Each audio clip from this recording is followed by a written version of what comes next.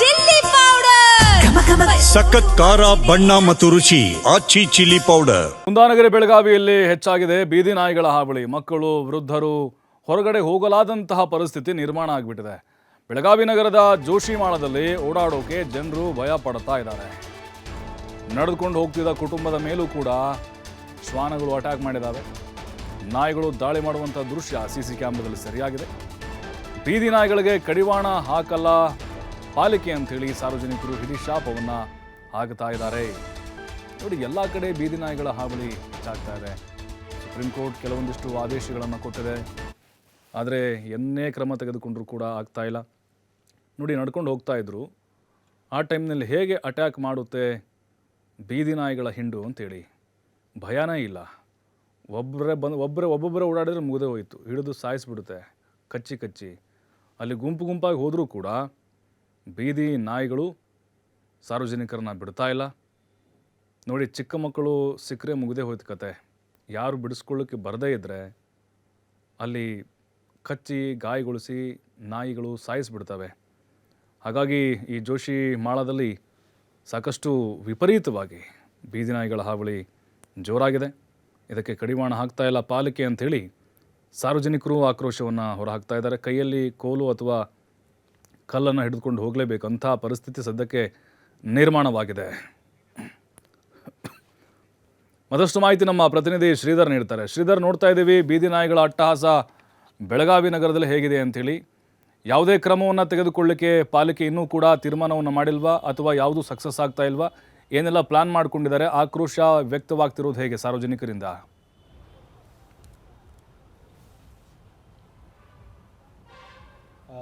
ಪ್ರಭು, ಕುಂದಾನಗರಿ ಬೆಳಗಾವಿಯಲ್ಲಿ ಬೀದಿ ನಾಯಿಗಳ ಒಂದು ಹಾವಳಿ ಹೆಚ್ಚಾಗಿದೆ ಅಂತ ಹೇಳ್ಬೋದು. ಎಲ್ಲೆಂದರಲ್ಲಿ ಏನು ಸಾರ್ವಜನಿಕರ ಮೇಲೆ ಬೀದಿ ನಾಯಿಗಳು ಗುಂಪಾಗಿ ಒಂದು ಅಟ್ಯಾಕ್ ಮಾಡುವಂಥದ್ದು. ಈಗ ನಾವು ನೋಡ್ತಿರ್ತಕ್ಕಂಥ CCTV ದೃಶ್ಯಗಳು ಇದು ಬೆಳಗಾವಿ ನಗರದ ಜೋಶಿಮಾಳದಲ್ಲಿರ್ತಕ್ಕಂಥ ದೃಶ್ಯಗಳು ಅಂತ ಹೇಳ್ಬೋದು. ಇಲ್ಲಿ ನೋಡ್ಬೋದು ನಾವು 8-10 ನಾಯಿಗಳು ಒಂದೇ ಕಡೆ ಇದ್ದಾವೆ. ಜೊತೆಗೆ ಅಲ್ಲಿ ಯಾವುದೇ ಒಂದು ಜನರು ಏನು ಪಾದಚಾರಿಗಳು ಹೊಂಟ್ರೆ ಆ ಒಂದು ಪಾದಚಾರಿಗಳ ಮೇಲೆ ಬೀದಿ ನಾಯಿಗಳು ಮುಗಿಬೀಳುವಂಥದ್ದು. ಹಾಗಾಗಿ ಜನರು ಜೀವ ಕೈಯಲ್ಲಿ ಹಿಡ್ಕೊಂಡು ಓಡಾಡುವಂಥ ಪರಿಸ್ಥಿತಿ ನಿರ್ಮಾಣ ಆಗಿರ್ತಕ್ಕಂಥದ್ದು. ಪ್ರಭು, ಒಂದು ಬೆಳಗಾವಿ ಜಿಲ್ಲೆಯ ಒಂದು ಅಂಕಿಅಂಶ ನೋಡೋದಾದರೆ ಪ್ರಭು, ಬೆಳಗಾವಿ ಜಿಲ್ಲೆಯಲ್ಲಿ ಇಲ್ಲೇ ಒಂದು 19,000 ಒಂದು ಜನರಿಗೆ ಒಂದು ಬೀದಿ ನಾಯಿಗಳು ಕಚ್ಚಿದಂಥ ಪ್ರಕರಣಗಳಿದ್ದಾವೆ. ಆದರೆ ಇದು ಕೇವಲ ಬೆಳಗಾವಿ ನಗರ ಅಷ್ಟಲ್ಲ, ಇದು ಎಂಟೈರ್ ಬೆಳಗಾವಿ ಜಿಲ್ಲೆ ಅಂತ ಹೇಳ್ಬೋದು. 50 ಲಕ್ಷ ಜನಸಂಖ್ಯೆ ಇರ್ತಕ್ಕಂಥ ಬೆಳಗಾವಿ ಜಿಲ್ಲೆ ಇದು. ಹಾಗಾಗಿ ಅದರಲ್ಲೂ ಕೂಡ ಕುಂದಾನಗರಿ ಬೆಳಗಾವಿಯಲ್ಲಿ ಕೆಲವೊಂದಿಷ್ಟು ಏನು ಬಡಾವಣೆ ಪ್ರದೇಶಗಳಿದ್ದಾವೆ, ಬಡಾವಣೆ ಪ್ರದೇಶಗಳಲ್ಲಿ ಬೀದಿ ನಾಯಿಗಳ ಸಂಖ್ಯೆ ಹೆಚ್ಚಾಗಿದ್ದಾವೆ. ಬೀದಿ ನಾಯಿಗಳ ನಿಯಂತ್ರಣ ಮಾಡಬೇಕಾದಂಥ ಬಹುದೊಡ್ಡ ಹೊಣೆಗಾರಿಕೆ ಇರತಕ್ಕಂಥದ್ದು ಬೆಳಗಾವಿ ಮಹಾನಗರ ಪಾಲಿಕೆ. ಎಲ್ಲೇ ಒಂದು ಕಡೆ ಬೆಳಗಾವಿ ಮಹಾನಗರ ಪಾಲಿಕೆ ಏನು ನಿರ್ಲಕ್ಷ್ಯ ತೋರಿಸ್ತಿರ್ತಕ್ಕಂಥದ್ದು. ಜೊತೆಗೆ ಕೇವಲ ಬೀದಿ ನಾಯಿಗಳನ್ನು ಸಂತಾನಹರಣ ಚಿಕಿತ್ಸೆ ಮಾಡಿಬಿಟ್ರೆ ಅಷ್ಟೇ ಅಲ್ಲ, ಕೆಲವೊಂದಿಷ್ಟು ಬೀದಿ ನಾಯಿಗಳಿಗೆ ಸೆಲ್ಟರ್ಗಳಿಗೆ ಶಿಫ್ಟ್ ಮಾಡುವಂಥ ಕೆಲಸ ಮಾಡಬೇಕು. ಜೊತೆಗೆ ಯಾವೆಲ್ಲ ಬೀದಿ ನಾಯಿಗಳು ಈ ರೀತಿ ಜನರನ್ನು ಏನು ಟಾರ್ಗೆಟ್ ಮಾಡಿ ಕಳಿಸ್ತಾ ಇದ್ದಾವೋ ಅಂಥ ಬೀದಿ ನಾಯಿಗಳನ್ನು ಹಿಡಿದು ಅವುಗಳನ್ನು ಬೇರೆ ಕಡೆ ಶಿಫ್ಟ್ ಮಾಡುವಂಥ ಕೆಲಸವನ್ನು ಮಾಡಬೇಕು. ಆದರೆ ಆ ರೀತಿಯ ಕೆಲಸಗಳಾಗ್ತಾ ಇಲ್ಲ. ಮತ್ತೊಂದು ಕಡೆ ಈ ಒಂದು ಸಾರ್ವಜನಿಕ ಸ್ಥಳಗಳಲ್ಲಿ ಈ ರೀತಿ ಬೀದಿ ನಾಯಿಗಳು ಹೆಚ್ಚಾಗೋದಕ್ಕೂ ಕೂಡ ಏನು ಕೆಲವೊಂದಿಷ್ಟು ಜನರು ಬೀದಿ ನಾಯಿಗಳಿಗೆ ಆಹಾರವನ್ನು ಕೂಡ ಹಾಕುವಂಥದ್ದು. ಹಾಗಾಗಿ ಇದು ಏನಂದರೆ ಈಗ ಏನು ಬೆಳಗಾವಿಯಲ್ಲಿ ಈಗ ಬಹಳ ದೊಡ್ಡ ಏನು ಸಮಸ್ಯೆಗೆ ತಲೆದೂರಿದೆ ಅಂತ ಹೇಳ್ಬೋದು. ಪ್ರಭು, ಕಳೆದ 1 ತಿಂಗಳ ಹಿಂದೆ ಅಷ್ಟೇ ಬೆಳಗಾವಿಯಲ್ಲಿ ಮಗು ಒಬ್ಬನಿಗೆ ಕೂಡ ಒಂದು ಇದೇ ರೀತಿ ಬೀದಿ ನಾಯಿ ಕಚ್ಚಿತ್ತು. ಸಾಕಷ್ಟು ಗಂಭೀರ ಗಾಯಗಳಾಗಿದ್ವು.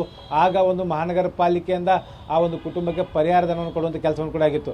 ಆಗಲೂ ಕೂಡ ಸಾಕಷ್ಟು ಒಂದು ಆಕ್ರೋಶಕ್ಕೂ ಕೂಡ ಒಂದು ಬೆಳಗಾವಿ ಮಹಾನಗರ ಪಾಲಿಕೆ, ಸಾರ್ವಜನಿಕರ ಒಂದು ಆಕ್ರೋಶಕ್ಕೆ ಬೆಳಗಾವಿ ಮಹಾನಗರ ಪಾಲಿಕೆ ಗುರಿಯಾಗಿತ್ತು ಅಂತ ಹೇಳ್ಬೋದು. ಪ್ರಭು, ಈ ಬೀದಿ ನಾಯಿಗಳನ್ನು ನಿಯಂತ್ರಿಸುವಂಥ ಒಂದು ಹೊಣೆಗಾರಿಕೆ ಏನಿದೆ ಅದು ಬೆಳಗಾವಿ ಮಹಾನಗರ ಪಾಲಿಕೆ ಬರುತ್ತೆ. ಬೆಳಗಾವಿ ಮಹಾನಗರ ಪಾಲಿಕೆಯಲ್ಲಿ ಈಗ ಆಡಳಿತ ವ್ಯವಸ್ಥೆ ಇದೆ, ಈಗಾಗಲೇ ಆಡಳಿತ ಮಂಡಳಿ ಇರತಕ್ಕಂಥದ್ದು.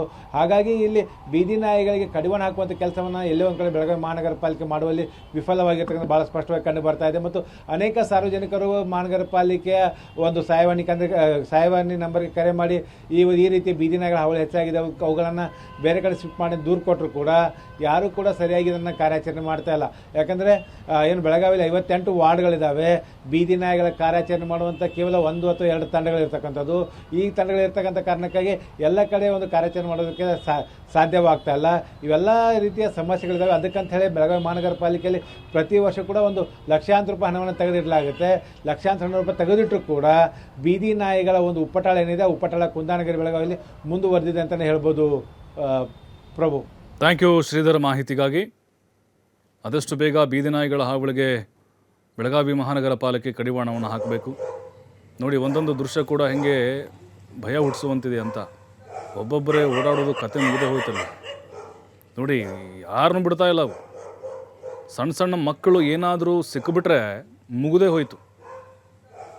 ಈಗ ಸರ್ಕಾರ ಏನೇನೋ ಕ್ರಮಗಳನ್ನು ತೆಗೆದುಕೊಳ್ಳೋಕೆ ಮುಂದಾಗ್ತಾ ಇದೆ, ಬಟ್ ಅದು ಇನ್ನೂ ಸಾಕಾರಗೊಳ್ತಾ ಇಲ್ಲ.